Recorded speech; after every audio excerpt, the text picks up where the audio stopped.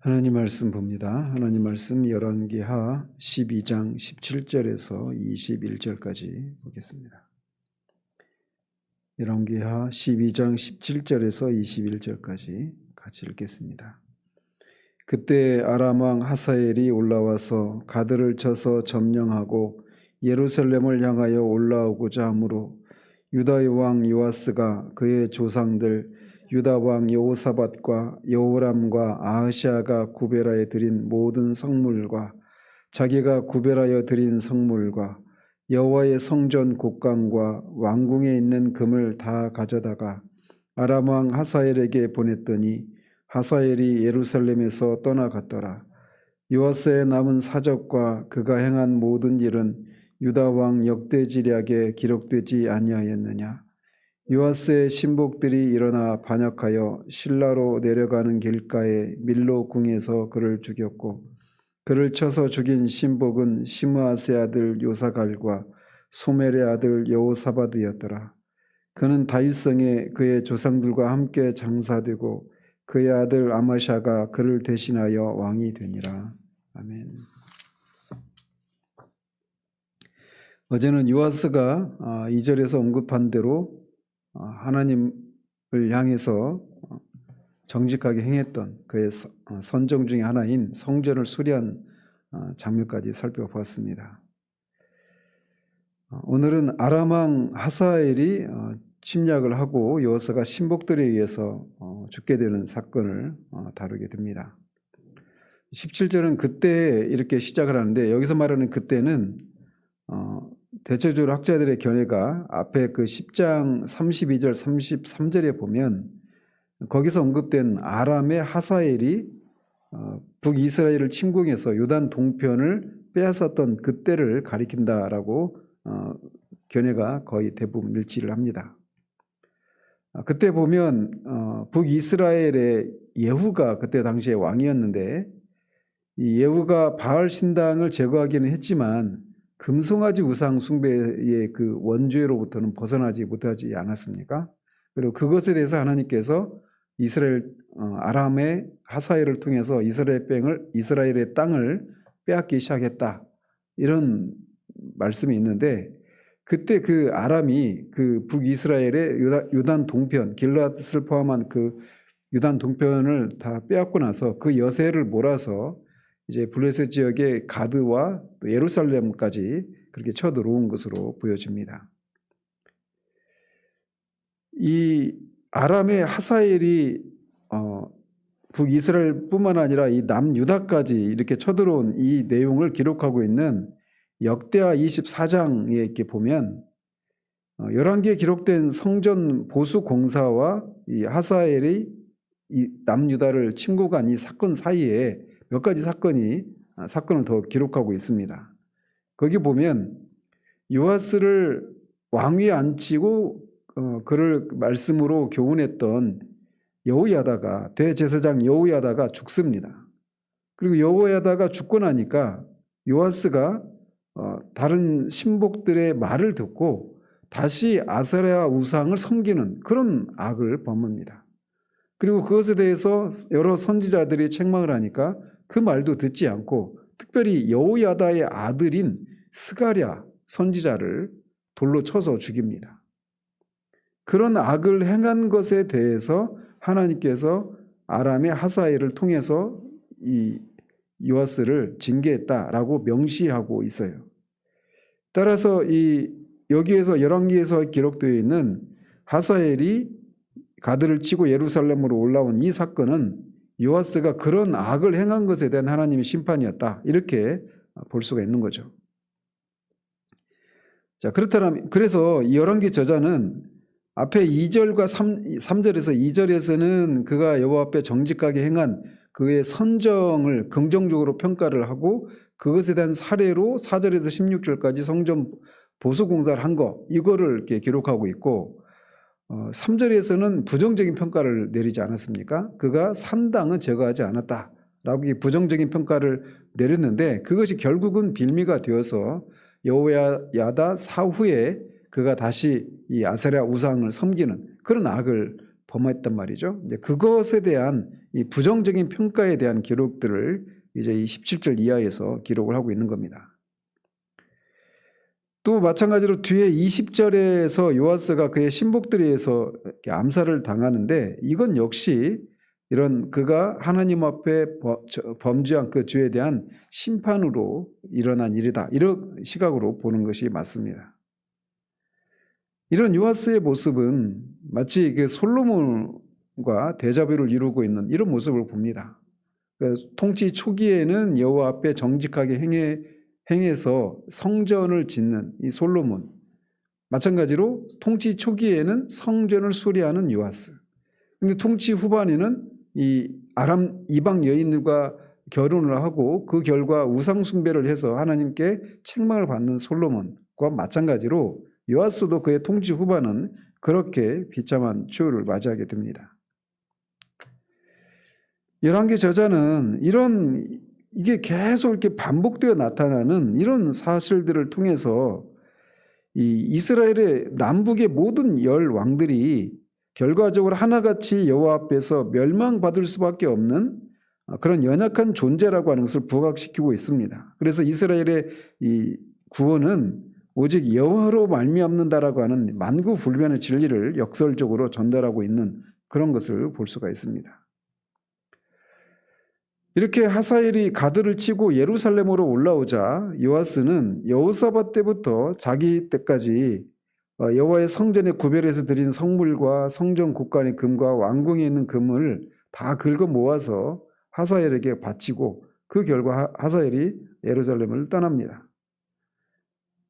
열왕기 저자는 이것만 기록하고 있는데 이 역대하 기자는 여기에 더해서 이때 아람의 하사엘이 적은 무리로 왔는데 이스라엘의 큰 군대를 하나님이 그의 손에 붙이셨다. 이렇게 기록을 하고 있습니다.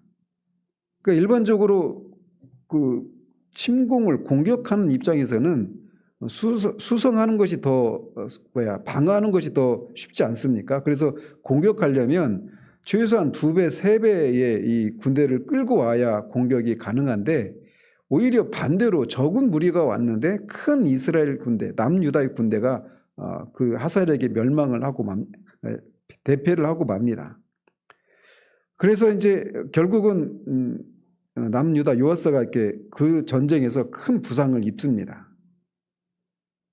근데 열왕기 저자는 이렇게 열왕기 저자와 역대기 저자가 이 강조점을 달리 두고 있는 거예요. 한번 생각해 보십시오.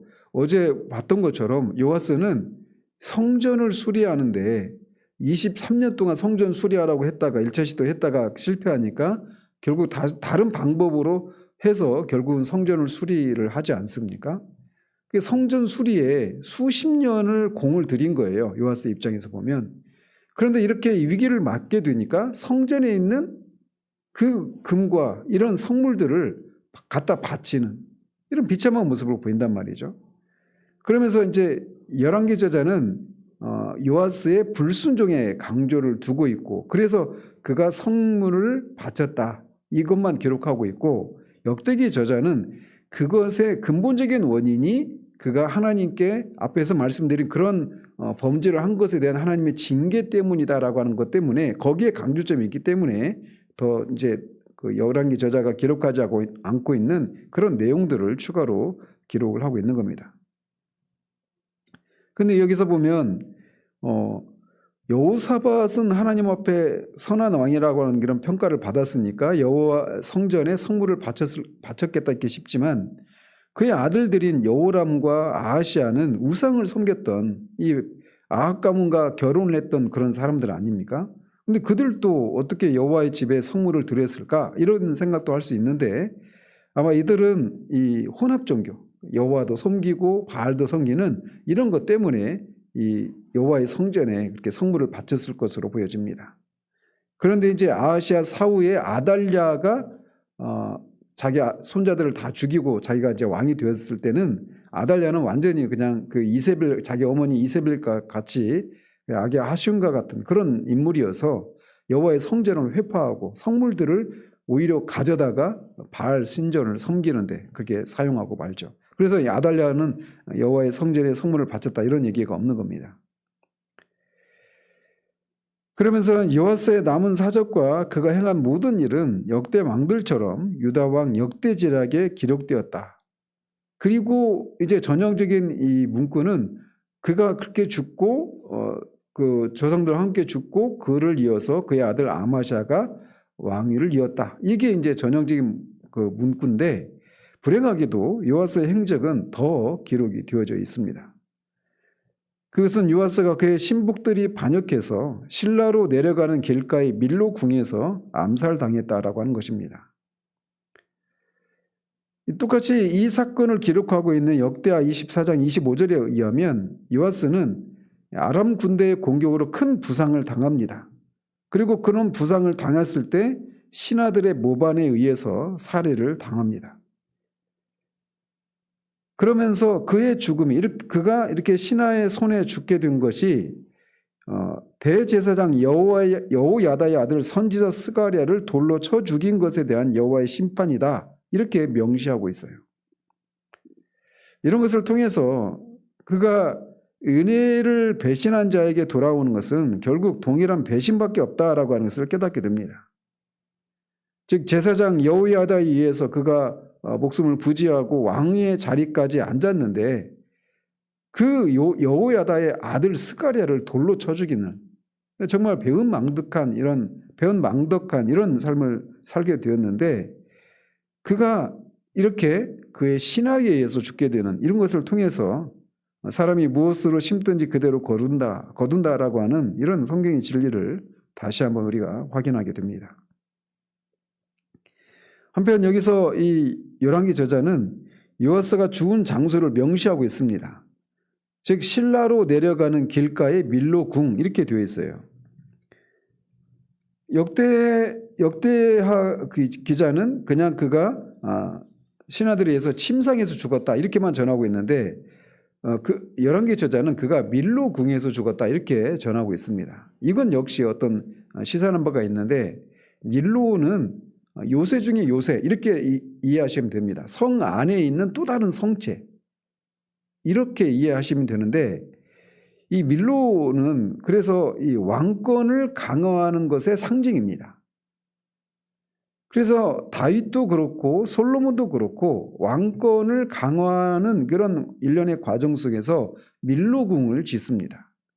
다윗성 안에 또 다른 이 요새와 같은 밀로궁을 짓고 그것을 통해서 더 이제 자신의 왕권을 강화하는 이런 조치를 취했단 말이죠. 따라서 밀로는 왕권이 강화되었다라고 하는 것을 상징하는 것인데 요아스가 바로 거기에서 신하들에 의해서 죽었다 이렇게 얘기를 하고 있는 거예요. 이것을 통해서 뭘 말해주고 싶은 거냐면 이 요아스가 스스로 그러니까 여호야다에 의해서 여호야의 생전 최소한 23년 차 될 때까지도 여호야다가 살아 있었지 않습니까?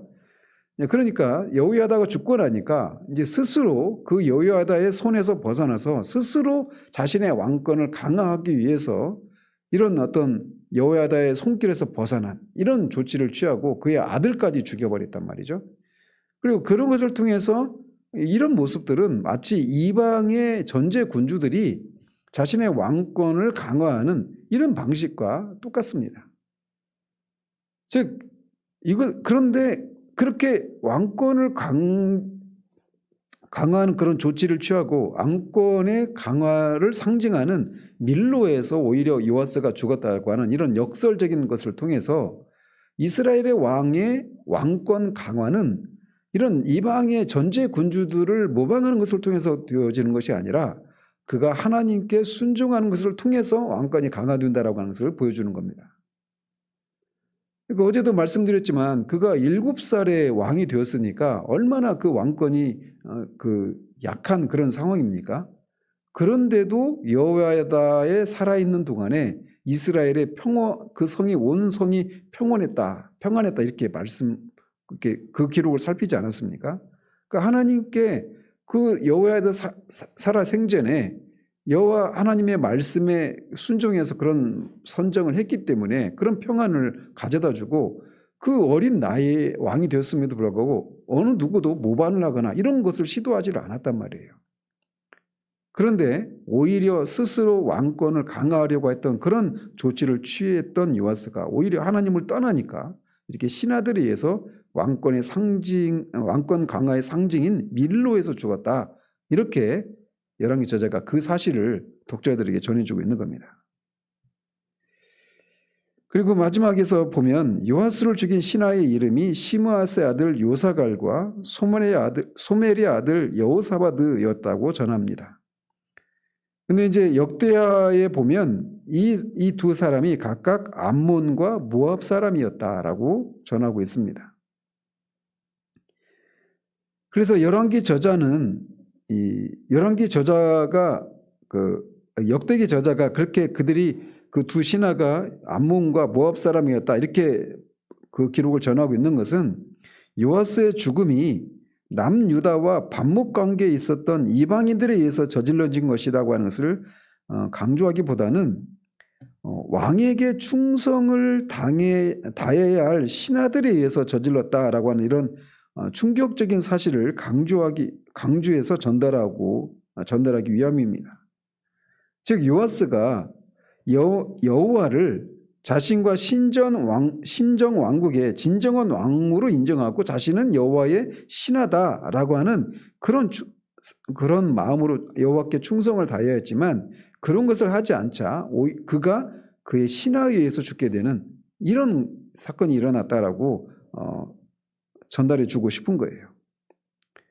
그리고 열왕기 저자는 요아스가 이렇게 신하들에 의해서 죽고 다윗성에 그의 조상들과 함께 장사되었다 이렇게 전하고 있는데 역다해에 보면 그가 다윗성에 장사되기는 했지만 열왕의 묘실에는 들어가지 못했다라고 더 부정적인 그런 평가를 더해주고 있습니다. 요아스가 자신의 스승이고 남유다의 대제사장이었던 여호야다의 아들 스가랴를 잔인하고 불의하게 살해했을 뿐만 아니라 이방 우상을 섬겼고 결국에는 신하들의 모반에 의해서 시해된 점을 고려한다면 역대하 저자가 전하고 있는 대로 그는 열왕의 묘실에 들어가는 영광을 누리지 못하는 것이 당연할 수 있습니다. 이상과 같이 남유다 왕 요아스가 여호야다의 지도를 받았던 통치 초기에는 성전을 보수하고 그 여호와를 위한 그런 열심을 소유했지만 여호야다 사후에 산당을 제거하지 않은 이 불씨가 되어서 결국은 아세라 우상을 섬기고 그 결과 하사엘로부터 침공을 당하고 신하들에 의해서 배신을 당해 죽게 되는 이런 비참한 내용을 결말로 끝나고 맙니다. 그래서 앞에서 말씀드린 것처럼 이 요아스의 이 운명은 솔로몬과 데자뷰를 이루고는 이런 모습이라고 할 수가 있어요. 이런 요아스의 이런 사례를 보면서 우리가 하나님을 섬기는 이 신앙에 있어서 우리가 처음에 하나님을 위한 그 열심을 보이다가 나중에 이렇게 하나님을 떠나는 듯한 이런 비참한 모습을 보이는 그런 사례들을 우리가 숱하게 보지 않습니까? 그래서 우리가 이런 면에서 우리가 주님께로 돌아갈 그 마지막까지 충성된 그런 삶을 살아가는 것의 중요성을 다시금 우리가 보게 됩니다. 이런 요아스의 모습은 계시록의 그 에베소 교회를 연상시키는 그런 모습입니다. 그들이 주님으로부터 이런저런 칭찬을 받을 만한 요소들이 있었지만 그들에게 가장 중요한 주님을 향한 첫사랑을 잃어버린 것에 대해서 주님이 그들을 책망하고 만약에 첫사랑을 회복하지 않으면 촛대를 옮겨버리시겠다라고 했던 그 책망을 들었던 에베소 교회를 연상케 하는 그런 모습들입니다. 이런 것을 통해서 우리는 경각심을 가질 필요가 있습니다. 지금까지 우리가 아무리 주님을 위한 열심을 내고 충성을 했다 하더라도 그것 때문에 우리가 나태해지고 교만해지지 말고 사도 바울이 말하는 것처럼 빌립보서에서 말하고 있는 것처럼 아직 내가 잡은 줄로 여기지 않고 오직 한 일, 즉 뒤에 있는 것은 잊어버리고 앞에 있는 것을 잡으려고 표대를 향해 그리스도 예수 안에서 하나님이 위해서 부르심의 상을 위해서 쫓아간다라고 하는 그런 자세를 견지하는 것이 필요합니다. 우리 이 사람들의 이런 그 결말에 이런 비참한 이런 결말을 보면서 나도 그렇게 나중에 그렇게 되면 어떡하지? 이런 두려움을 가지기보다는 정말 우리가 늘 견지해야 될 것이 있습니다. 하루하루를 살아갈 때마다. 즉 우리가 누구인가를 늘 상기시켜야 합니다. 성경은 우리 자신에 대해서 그리스도와 이렇게 떨어져 있는 분리된 그런 우리를 언급하지 않습니다. 신약은 우리가 신자가 누구인가라고 말할 때 항상 강조점이 어디 있느냐면 그리스도 안에 있는 나, 그리스도 안에 있는 우리를 늘 그게 바로 우리라고 강조하고 있습니다. 그래서 우리는 이미 그리스도와 함께 죽었고 부활해서 그리스도와 함께 지금 하늘에 앉혀져 있는 그런 존재입니다. 그게 우리예요. 그게 진짜 우리입니다. 그렇기 때문에 우리는 이미 그리스도와 함께 있는 그런 존재이고 그리스도가 하늘에 계신 것처럼 우리도 거기 있어서 이미 우리는 하늘의 시민권자라고 빌립보서에서 얘기를 하고 있는 겁니다. 그게 우리라고 하는 것을 늘 인식을 하고 이 땅에서 날마다의 삶 가운데서 이미 우리는 그리스도와 함께 죽었다라고 하는 이 실제를 우리를 부인한 것을 통해 우리 안에 거하시는 그리스도가 우리의 삶을 통해 그분의 생명이 나타나는 이런 삶을 살아가는 것이 매일매일의 삶 가운데서 우리가 있어야 하는 것이죠. 이런 삶을 살아갈 때 우리는 결코 실패하거나 우리 나중에 어떻게 되지라고 하는 이런 염려를 할 필요가 없는 것이죠. 더 덧붙이자면 이런 일에 우리가 미약하고 실패한다 하더라도 이미 정말 우리가 그리스도를 나의 유일한 구주로 주님으로 우리가 믿고 그분을 우리가 믿고 있다라면 우리는 이미 그리스도와 함께 하늘에 앉혀져 있습니다. 그 사실이 우리를 이 땅에서 처음에는 열심을 냈다가 나중에는 이렇게 비참하게 용두사미와 같은 이런 모습으로 끝내는 그런 삶을 살지 않게 한다는 사실들을 기억하고 이 하루도 그리스도 안에 있는 우리라고 하는 이 인식을 우리가 분명히 하고 이 하루도 우리를 죽음에 내어주고 그리스도가 우리 안에 있는 그리스도가 나의 삶을 통해서 나타나는 그런 삶을 우리가 기대하고 그것을 바라보며 그렇게 살아가는 그런 우리들 되기를 바랍니다. 기도하겠습니다. 하나님 아버지, 요아스가 정말 성전을 수리하기 위해서 수십 년을 그렇게 지혜를 발휘하고 충성된 모습을 보였지만 여호야다 사후에 그가 정말 비참한 최후를 맞게 되는 그런 모습을 이 아침에 살펴봅니다. 우리 안에는 아무런 소망이 없습니다. 과거에 우리가 어떤 충성을 하고 어떤 은혜를 경험했다 하더라도 오늘 우리가 그것을 오늘 실제화시키지 않으면 우리는 그 과거의 그 어떤 것이 오늘 우리의 모습을 보장해 주지 못한다는 것을 또 보게 됩니다.